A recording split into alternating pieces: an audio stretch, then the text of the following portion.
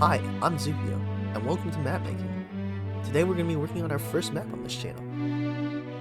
As you can see, you can get an idea of what maps we're going to be making by taking a look at some of these unfinished maps, all based on stories I wrote, and have yet to be finished. These maps together combine to make one enormous map, which I plan on creating at some point in the future. For now, we're going to be starting from scratch, working from a blank canvas. Before we get to drawing, we're going to start off with adding some layers, so I can organize this map a little better. 95% of the time, if you want to make lines, you don't want straight ones. You want the coast to be a little uneven, if not, a little crazy. As in real life, most coasts aren't perfectly straight lines. Also, at some point, it's good to indicate where the water and land are, as they can easily be switched around, as well as know where north and south are. Now that the outline is fleshed out, you can work on the landscapes. Usually you would work on the mountains and elevation first before establishing anything else, and since the left side of the map is bordered by water, the right side can be covered by mountains. From there, rivers and volcanoes can sprout from the mountains. After creating a delta here, 2 lakes could be made for trying to stop the lava flow.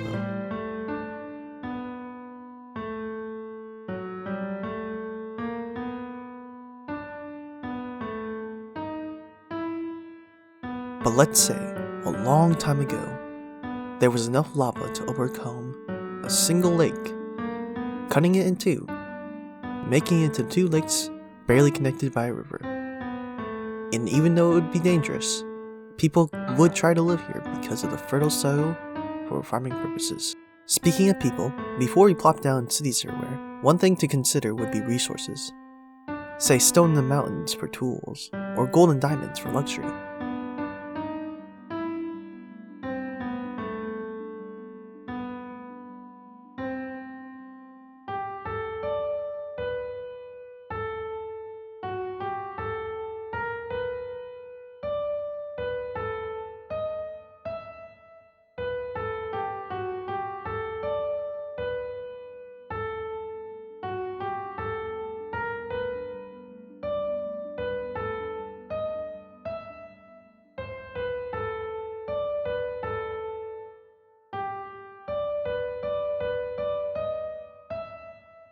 Alright, now that we have our resources, we can start placing some cities, knowing that they can get the essentials without perishing. To mark a city, start by making a dot. That usually suffices, but to add personality to the map, or to be narratively helpful, you should add some names.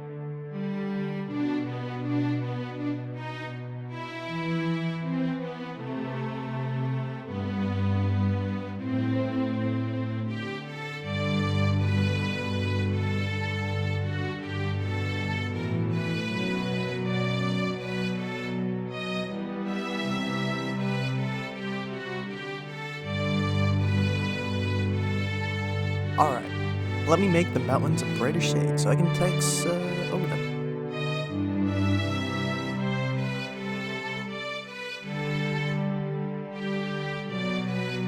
And just for fun, make the volcanoes more clear than just a mountain.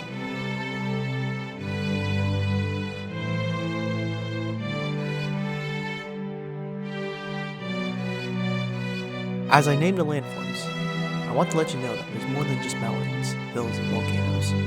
You can use whatever the ones that exist. If you introduce new ones, be sure to explain what they are.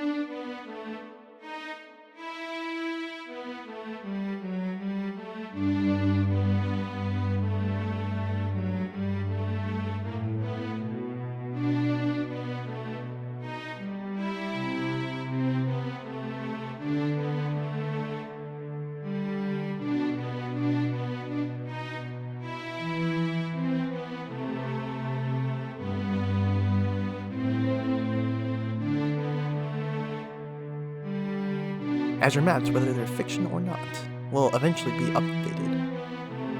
Maybe the seas won't gain an island like this one, but they will certainly change.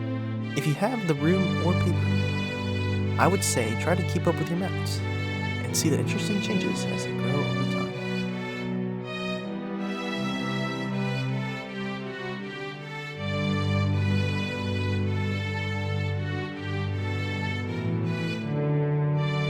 And now that the island is done for now, let's name the sea for now and worry about the rest of the map later.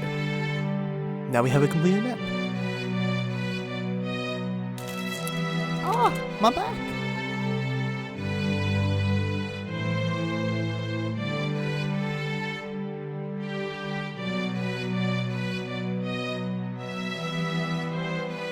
Thank you so much for watching, and I'll see you